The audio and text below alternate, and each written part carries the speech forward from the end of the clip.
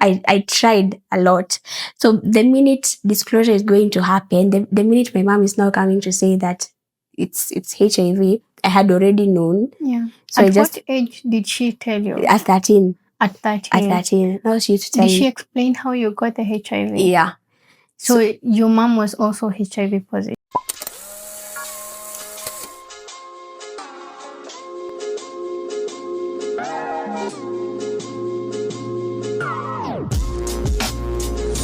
Hi guys, welcome back to The Shift. Today's episode, I am honored to sit with a brave and beautiful woman whose journey many may not fully understand, but her story is so powerful and also a story that has purpose. Please help me welcome our guest today. Hi Gladys. Hi Grace. How are you? I'm so fine. How are you feeling?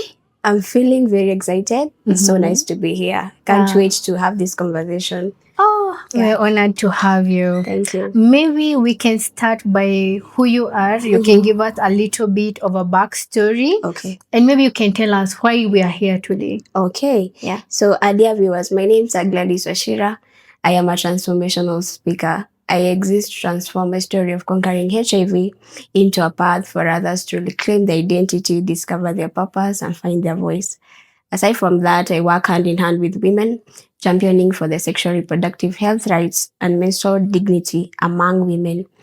Aside from that, I'm an author of an amazing, beautiful story called Beyond HIV. Beyond HIV intertwines identity, living beyond limitation, and finding your voice. And I'm so excited to be here. Above all these graces, I'm a child of God. And I thank God for the fact that He has kept me, the fact that He's going to work with me. I am so excited. And we are here to share the story, share this beautiful story, because we know that it's going to impact many others out there to share their own. Wow.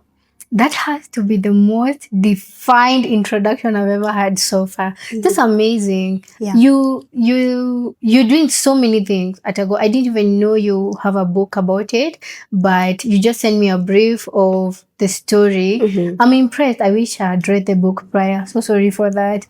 So at what age did you discover your diagnosis? I'd say at 13. Okay. Like medically, it was discovered when I was 11 years, but I was born with it. But disclosure happened at 13. Okay. So this is what happens when HIV enters the body of a person. It might not show immediate signs, depending with the immunity system of a person. Now, the HIV had entered into a stage called the clinical latency stage, where there are no signs. You cannot tell that this person is living with HIV. There are no symptoms.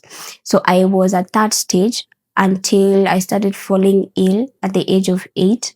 That's when one sickness kept on creeping after the other, after the other. And the doctors were really diagnosing according to the signs that I presented, but never went into the root cause of what is ailing her, what is causing her to have these opportunistic infections. So I discovered it at 13. Disclosure happened at 13. Medically, it was discovered at 11, but I was born with it. Yeah. How did that make you feel? Disclosure? Yeah. Okay, disclosure didn't happen immediately. Yeah. Let me take us back to my story. Yeah. Growing up, I grew with no symptoms at all. Everything was normal. I grew up like any other normal child, playful, outgoing. I was very all over the place. I used to be a small teacher in our neighborhood. So I'd gather kids around our neighborhood, teach them, make sure they have storybooks, because I used to have a lot of storybooks. One, because I had an access to the library, and then my parents used to buy so many storybooks. So I learned to speak boldly because of the stories that I used to read. So I was this small teacher, and I had this cane. And whenever kids would mess around with this teacher, I'd beat them thoroughly, but they would still come the next day, thank God. Yeah. So I grew up with so much confidence. I was outspoken. I used to be told that I was so outspoken. Like, I stand my ground and say that this is what I want and all that. But when it reached at the age of 8, that's when I started falling sick quite frequently. And the disease was not yet identified at that time. So the doctors used to treat the baseline. Yeah. So let's say I could go to the hospital and say, maybe probably I have a headache, or maybe I have a stomach ache, or maybe there is fever. So they could treat according to the signs that I presented, but not get into the root cause. Yeah. So it proceeded for a long time, until now I'm unable to go to school. Going to school has now become a challenge, because 1 week I'm in, another week I'm in the hospital. It also it raised an awareness, it raised an alarm, in school, because teachers were concerned, why is Gladys not not in school, because there's a drop in her marks. So over the first trimester, when I was at the age of 8, things were very difficult for me. So I had begun losing weight. I had begun changing. I had begun to be weak. So when it reached at the age of 9 now, I got so sick, and this event was the one that was going to introduce us to what we were dealing with. So at the age of 9, I became so sick and I couldn't go to school. I remember that day we went to the hospital. You and her? Me and my mom. Okay. We went to the hospital, and the doctors were checking. As usual, they used to treat according to the signs and symptoms that I presented. So they concluded that this person has malaria. So I had malaria that time, very severe. And I was given so many drugs of malaria. So I went with them at home. We were discharged and went at home. So at home, my mother is seated at the house, and she's doing some few things, and I am seated at an angle where she can't see me. So unfortunately, I got a stroke. And it hit my right side. It hit my right side from head to toe. So because she was at an angle, she was so occupied, she couldn't see whatever was happening. So I was struggling alone at that area. Yeah. So when I'm now screaming, I can't even scream, and I can't move my neck. So I started screaming. I tell my mom, where are you? Mom, uko wapi? So when she came, that's when I told her, Mom, I can't move my neck. So that was an emergency. We took a motorbike, rushed to the hospital, in the ER. Now in the ER, I'm still carried by my mom because I can't move. I'm so tiny because the disease had taken a toll on me. So we enter in the ER, and the doctors are like, we've seen emergency cases. We are going to deal with this. Yeah. So they are reckless. So my mom sees the attitude and carries me, rushes down the hallway, barges into the doctor's office, and tells the doctors, my child is dying. So the doctors had to tell the person who was inside to wait outside. So I'm in the doctor's room. They put an IV on me. They inject this drug, and I lose consciousness. Now, after losing consciousness, I found myself in a room. That's a ward now. I think it was an ICU because kids were being fed through pipes. They were breathing through pipes and oxygen and all that. So it was such a devastating room. A 9-year-old girl to be in. So I was in this room, and now I have regained consciousness, and now the doctors came now and are like, now we need to do this procedure. The procedure they were about to do was called the lumbar puncture. Now the lumbar puncture is a procedure where the doctors have to draw water from your spine. So I was bended. My forehead could touch my toes so that the doctors could insert that needle on your spine and draw water from your spinal cord. It was a very traumatic experience. So they did that, and they also did other blood tests. So they discovered that, your child was not only suffering from cerebral malaria, but she was also, the cerebral came by because of this root cause that is HIV now. So they didn't immediately tell my mom. Yeah. But this is what happened. After they found the results, when they were doing their rounds the next day, that's when my mom was called the office. But remember, I'm in this hospital bed. I can't move. Yeah. I'm so weak. I'm so frail. And there's a stature I'm looking. There's a physical stature that is not pleasing because of the disease. So when my mom left, a person came to visit. A person that I know. So she came to visit, but her visit was not that out of good gesture, a good kind gesture. So she came, held me by my hand like this, and was like, "I'm just giving you days to live." So one thing with a child will never forget what you said, and will never forget How you made them said feel. it and who said it. So I still remember what she said, and when my mom now was told my mom is on the other side with the doctor, and now she comes back, and now the lady pretends to ask what are they saying, she's going to be okay and all that. So she's pretending to be nice, but I've heard whatever she said. And now I could see my mom, and I could look at her, and I saw that all is not well, but I don't know what it is, but all is not well. So that proceeded for a while. Now I'm discharged. I didn't stay at the hospital for a long time. I got discharged. And after I got discharged, now, remember, I know that I'm sick. I know that I had a stroke. I know that I had malaria. So I've started this routine because immediately the doctors found out that I had HIV. They started off the treatment immediately. So me, as I'm taking the treatment, I am thinking, oh, it's treating malaria. So I have no questions at that point. So we went back home. This routine kept on going on. So at the back of my mind, I'm thinking, I'm completing a malaria dose. So that's not a worry. I'm completing a malaria dose. That's not a worry. So I didn't question at first because I thought, I was at nilikuwa pabaya, so let me take the drug. So my family knows that I don't love medicine. So they had to find a way to make sure that I'm on drugs. And now it reached to a point, and I was like, no way.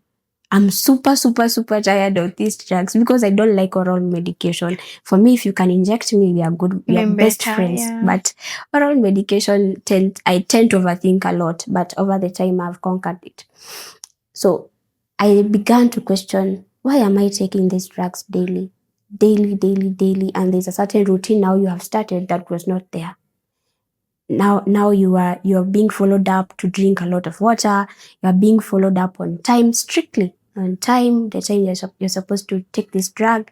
So it raised an alarm, and I was like, what is happening? I began to feel okay. I'm okay. I'm okay. The stroke is not there anymore. I feel strong, but I'm still on drugs. So I began to question the reason as to why I'm taking these drugs daily. And the reason my mom could give me was, they're for your head, they're for your chest. Why? Because I was so small to understand the weight of the matter. What it is. I was so small to understand that, you have HIV and all. So, she cannot come. Like, what is HIV? What is it? No, I had known what HIV is, but I had a bad perception about HIV. So whenever HIV could be mentioned, I used to remember back then in primary, where we used to have these textbooks, and you could see a portrait of a person who has HIV. They are on their deathbed. There's a certain way they are looking, and it is written their HIV kills. In newspapers, in radio stations, they are saying HIV kills. So I knew what HIV is, but I never knew, okay, I can't have this thing. So that was the question. That was the reason my mom could tell me, they're for your head and they're for your chest, because I was so small to understand the weight of the matter. But over the years, I'm very brilliant and very curious. So I tried a lot. So the minute disclosure is going to happen, the minute my mom is now coming to say that it's HIV, I had already known. So at what age did she tell you? At 13. At 13. At 13. Now she used to tell Did she me. explain how you got the HIV? Yeah. So your mom was also HIV positive? Yeah, she was. So I'm coming there. Okay. So the time now, I'm asking this question quite frequently. One thing back then used to happen that was so profound was that there were a lot of projects when it came to people who are living with HIV. True. Kulikuwa na miradi mingi before this Trump thing and the cutting of the USAID, there were a lot of projects going around when it came to adolescents, young people. Yeah. So there were so many safe spaces. I remember even in school they used to come people to like speak to us about it. Yeah. Show us how to protect yourself from it. Yeah, that's true. Yeah, there were a lot of projects. So immediately I started drugs. I was also enrolled to a project. To a certain project. Remember, remember I don't know my status. Yeah. So I have to be in certain spaces so that the minute the disclosure happens, they have already cancelled me, and I can't do and I can't really sway away from the medication. So that is what happened. They enrolled me into a program, and in that program we started learning. So remember, in this program they are more emphasizing on adherence. Take your medication, make sure you're drinking water, don't miss your medication. So it's creating a certain perception in my mind. I'm like, okay, am I having HIV? But I didn't conclude that at it. I wanted my mom to really tell me what is happening. So I reached 13 and I remember, and I tell my mom, we have a conversation that, I'm so close with my mom. I was, but God had to make her rest God had to really take her. And I was so close with her. So we sat down and I'm like, Mom, sasa imefika ile time, you need to tell me what is happening. So for me, remember, I had known what is happening, but I just need needed someone to affirm. Just that disclosure with her. Yeah. So if you know an African home, you know that there are certain conversations that you can never have. You can never have. So it was the most emotional sitting my family has ever been in. Oh yeah, I can imagine. So we sat there. We are 4. So we were 4. That is my father, my mom, my brother, and I. So I'm the last born. Yeah. So we sat down and I was like, so my mom was like, now we need to tell you what is happening, because they had known. I didn't know that the time the doctor called my mom to the office, he also told my mom that you need to bring the rest so that they can be tested. Yes. So I didn't know that they had known that I am positive. I didn't know that their results came out negative. Yeah. But for my mom and I were positive. Yeah. Now we sit and my mom starts to share the story and we are listening. It was the most emotional sitting my family has ever been into. So she starts off by saying that when she was pregnant, she didn't know that she had contaminated the HIV. So when she delivered me and started breastfeeding me and taking me through that process of weaning and all that, she didn't know that I contaminated it or I got infected with it. Back then was not as akukuwa na mipango yenye mipangwa kama sahi, because back then when a mother was pregnant, you could go to the hospital, follow your antenatal, make sure you deliver your baby, make sure the baby is safe. The time ikifika ya kudeliver your baby, you deliver your baby and you're discharged. So there were no issues that testing and all that. Today, when you go to a hospital, there are teams that zimeko kwa hospitali to make sure that this pregnant mother, whether positive or negative, whether anajua ama ajui, they are checked, they are tested whenever they are pregnant.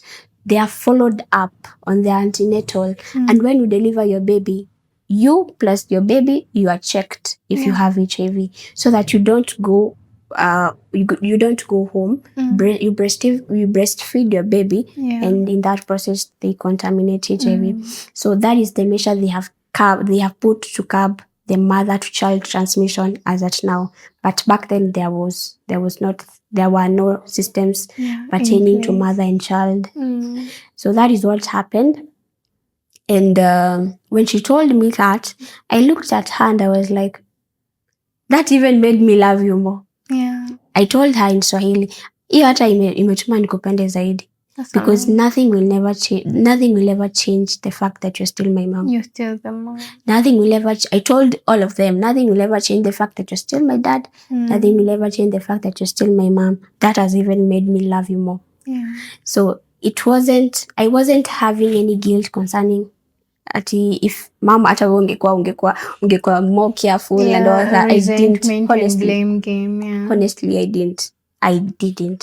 People ask me, did you blame your mom? Were you in good terms with your mom? She was my best friend. So I didn't really put it into my heart that my mom could have done better and all that. No. I told her, you are the best mom. And she really felt it the time that we were together. And that continued. So we have had this emotional sitting, and I have known my status, and they are now telling me, now you need to be on drugs, and you need to be eating well, because I never used to like food. You need now to be eating, you need now to be drinking a lot of water. So my family really gave me a safe space. They were a very safe space. I never used to feel like I was sick whenever I was around them. Because I've met with so many of my friends and they're like, for me, my family had to build a manyata somewhere. They gave me my own plate. They gave me my own cup, my own spoon. They were even going to an extent of disowning me and telling me that you're not our family. They were treated so differently. Very different. But to me, I can say that God gave me the best family. The best family ever. So it was the transition now, from now discovering, I'm at 13, there are certain changes that are happening on my body. I'm starting to discover myself. So it didn't hit. We have had the emotional sitting, but it has not yet hit very correct that, okay, you're having HIV. No, it has not. So all this bitterness, all this anger, and all this frustration, I didn't pour it on my mom or anyone. I poured it to God. I was like, why me? Why did you create me the way I am? If you know that I was going to have HIV, you couldn't have created me with it. So I was so furious with God. I had a lot of questions concerning why the story, and why HIV, and why me. You know, the rest are negative, but why me? Why does it have to be me? So the discovery is okay, but it has not hit home very well. And now I'm asking God a lot of questions. There are no answers. And I'm starting to think, God has favorites and I'm not among the favorites. Now I'm starting to think about my future. You know, because when I was young, I used to be a flower girl. So many weddings. I was a flower girl in so many weddings. So I was now starting to think, now the way I used to love weddings, now the way I used to love to get married one day, how is it going to happen? I had a lot of fear. And even when it reaches to that point, how is disclosure going to happen? Like, I had a lot of questions in my mind. One was coming up, one after the other. But I'd honestly say that the transition was not easy. The transition was not easy, from discovering that you have it, and now you're being told that you have to live with these drugs for the rest of your life. And you remember that you don't love oral medications. So it wasn't easy at all. Very, very, very hard. To a point that now I was suicidal. To a point now that anger had filled my heart, and I had planned to kill myself 6 times. All failed. I planned to kill myself 6 times, but all of them failed in front of my eyes, because I was overwhelmed. I was angry. No one was giving me answers. And all of these things, I'm not facing them externally, because externally there is love, there is support. I'm battling them internally. Inside, So I have a lot of fear of the known, fear of the unknown. I had a lot of fear on death, to a point that whenever I'd sleep and wake up, I was like, hiya, I've woken up. So I used to live one day at living. I used to live one day at a time. I feared death. I used to see, I'm not even going to reach at 20. So I was suicidal a lot. I tried to commit suicide severally. Severally. All failed. Like the first time I tried to commit suicide was, they tell you that for you to suppress the viruses, you need to be on drugs consistently. So for me, I said, now I don't want to suppress the virus. I want them to multiply. I was so suicidal, and I said, I'm not going to take the drugs, and I won't take. And I used never to take them. So one thing that happened, my parents were very cautious on whether I'm taking the drugs or not. So whenever they would ask, have you taken your drugs? I would say, yeah, I've taken them, but I've thrown them in the pit latrine. So I used to throw them. I used to pretend that you are given the water and the drug. So I pretend that I've taken the drug and I go and throw. So that happened for 6 months. So my perception was like, if I don't take these drugs, the virus are going to multiply. And if they multiply, the immune system will not be okay. And if the immune system will not be okay, opportunistic infection will attack my body. And that will make me die very easy. So that was the mind behind me not taking the drugs. And I didn't take the drugs for 6 months. I stayed without the drugs for 6 months. No one knew in my family. They are going to know today. No one knew. So that time, I went to be checked. So there's this test that they do yearly. It's called the VL. The VL is called the viral load, to check if the virus has been suppressed by the drugs that you're using. So when I went to be checked, the doctors came. So I used to volunteer at the hospital. So the doctors were very friendly. They had provided a very youth-friendly services. So we were friends. So he came and was like, hey, Gladys, congratulations. You've been taking your drugs very nicely. Because The irony, not the news you were expecting. Because the results came out and it's undetectable. So there is something that is called undetectable, which means that undetectable is equals to untransmittable. So if the viruses cannot be detected, they cannot be transferred to any person. So he was like, congratulations, because it is undetectable. I was like, okay. Okay, but I was like, if you knew the plans that I had. But I was like, there is something that is hindering me from just leaving this earth. And then I tried another suicidal case. It failed. I tried another one. It failed. I tried 6 times. They all failed. And I was like, I'm done. I was like, I'm done, because I felt there was something holding me to this earth, and I was very, very ready to go. So it was so amazing. My journey was just amazing. Yeah. What are some of the challenges you faced? I know you said like you used to have this fear of the unknown for the future. Will you ever get married? Are you going to have friends? How you admired like just being a flower girl? Like, has your diagnosis like changed your social life? Like, has it affected your friendships, your dating life? Emotionally, are you still battling with accepting who you are? That's an interesting question, because emotionally, people face a lot of challenges, and I'll speak personally for myself. Some of these challenges might be externally, some might be internally. But for me, I battled a lot with the internal one. Emotionally, I battled with fear. Like I said, fear of the known, fear of the unknown, fear of death actually was the one that was so gripping in my heart, that I'm going to die someday. I'm not even going to reach 25. I'm not even going to reach 20.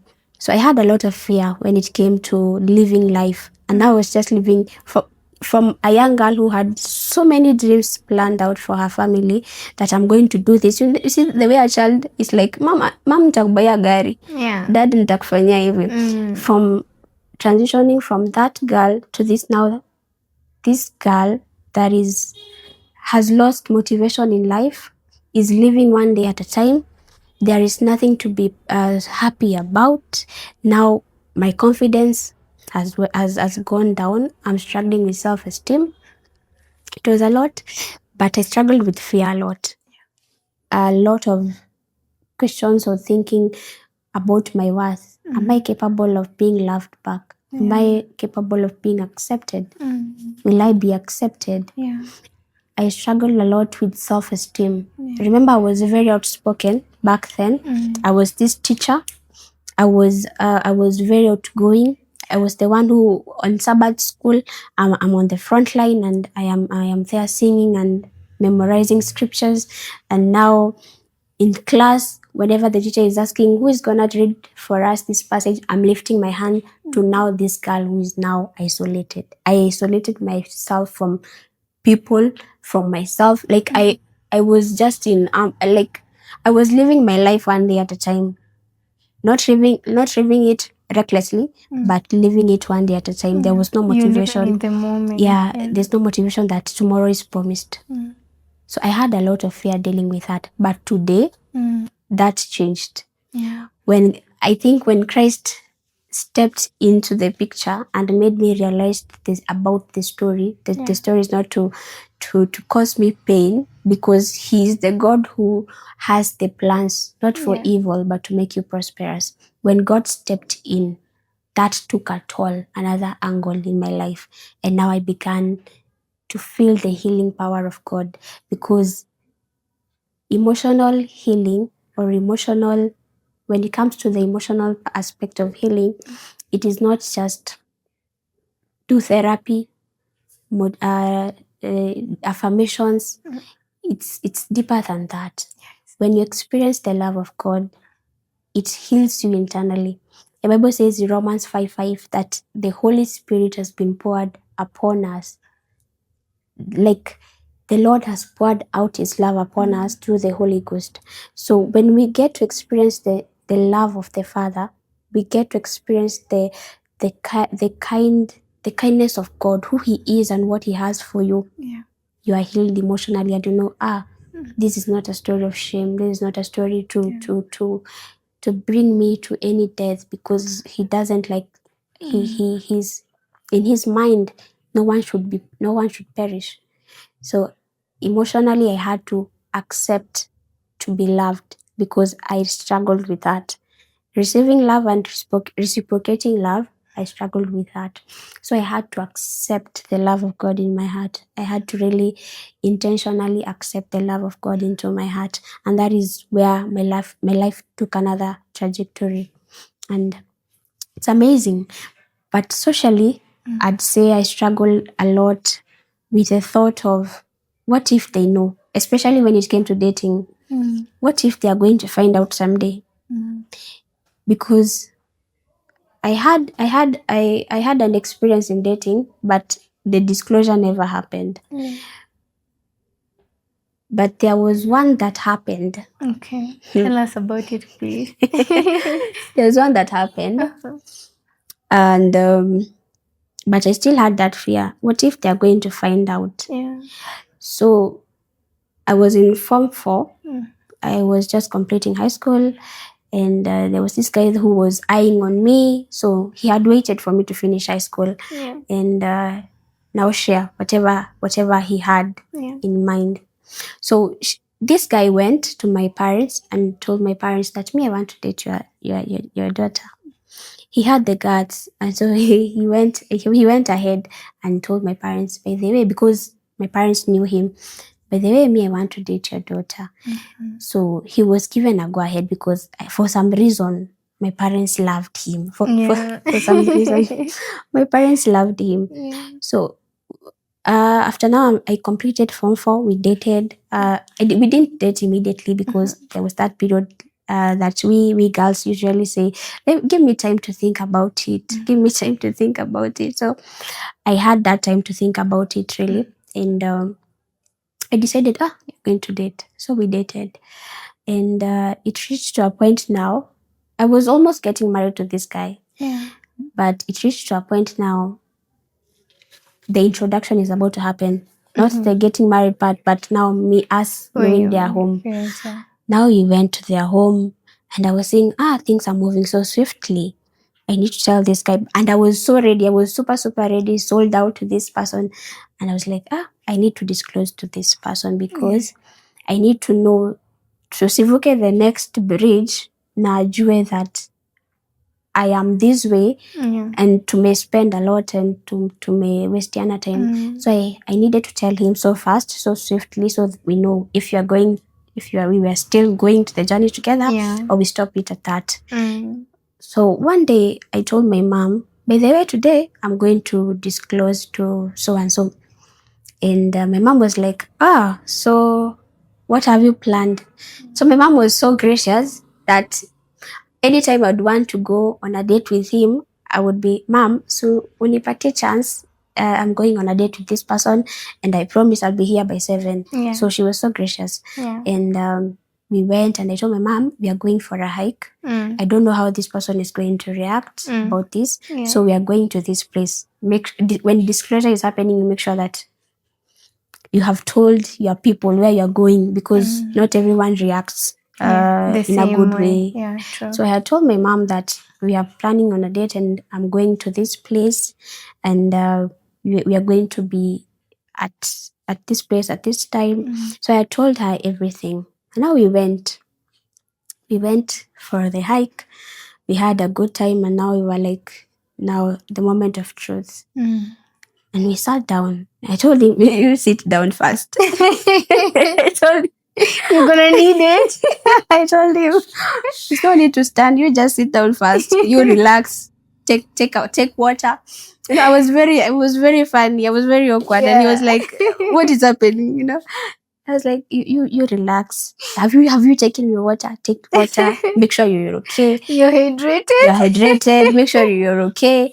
Do you need anything? No, I don't need anything. You just tell me what is happening." And I was like, okay. So we sat down. I was like, I now narrated the whole story, but I didn't start that. I am HIV positive. I didn't start like that. Trying to give them a heart attack. No. I didn't start like that. I was like, one step at a time. I don't want this person to faint on me, and we are on the mountain. You're on the top of the hike. We are on the mountain, and this person is heavy. I can't carry him. Yeah. So we went, and I was like, now this and this and this and this and this and this is what is happening in my life. And I discovered the status at 13, and I've been on these drugs for this and this specific year. So he was listening very, very keenly, and I was like, you're not shocked. So at the back of my mind, I'm like, you're not shocked. So, and I narrated the whole story. After I finished, I was like, now I need you to tell me if you're still moving on with this journey or we end it here. And I was like, you are so dramatic. But I told him, I really need to know, because the way things are going, they're going so swiftly, and I need to know if we are on the same page. I was like, first of all, I asked him, why were you not shocked? Because when people hear about HIV, they're like, and I've been with you. But he was like, I already knew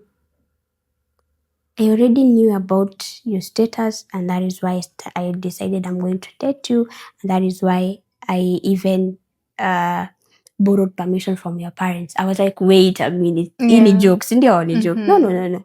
I already knew about your status. I'm like, how, when, where, who? And now it was very emotional actually, because I was like, who gave the person that told him the authority to own my story? So I started crying. And I was like, who told you? Nani alikwambia?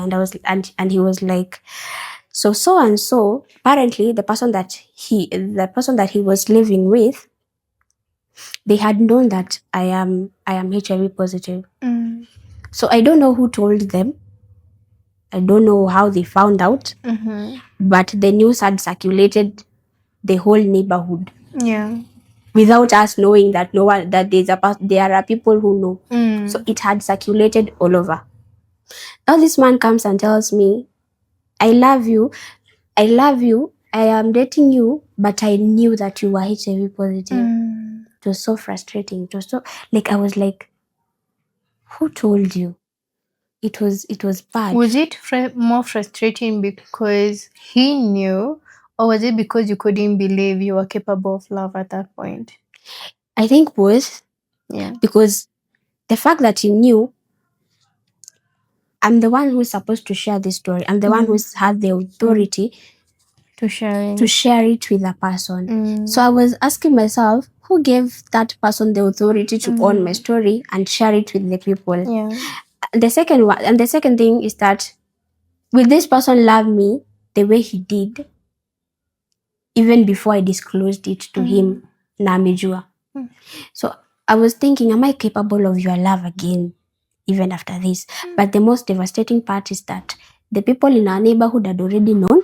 So each time I'm passing around the neighborhood, they have been pointing at that girl. That girl is beautiful, yes, but she has HIV. It was that almost threw me to depression. Wow. I was in depression for several months, attending counseling back to back, back to back. So this person, we are seated there in the mountain, and I'm like, this person didn't have the right to own my story. So I'm telling the guy, now what happens after this? Because you've already known that I am this way. So now what happens? And he's like, nothing is going to change. Nothing is ever going to change about how I feel for you. Yeah. So we continued dating. We continued dating to a point that, see, sometimes God will frustrate your plans, but at that time you won't see the necessity of it. Yeah. So we continued dating and continued dating. But if something can be good to you, but not good for you. Something can be really genuinely good to you, but not good for you. Not good for your destiny, not good for your purpose, not good for where God has called you to be. But the relationship went for about, I think, 6 years. Yeah. But it didn't last. It didn't last because somewhere in the middle, God had to frustrate.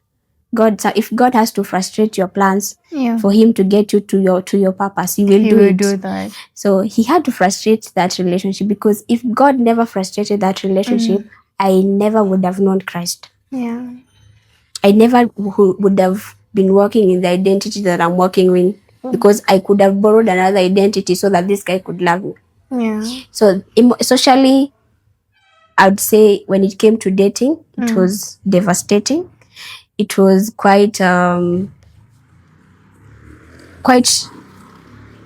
like, you find yourself, you want, everyone deserves love. Everyone loves love.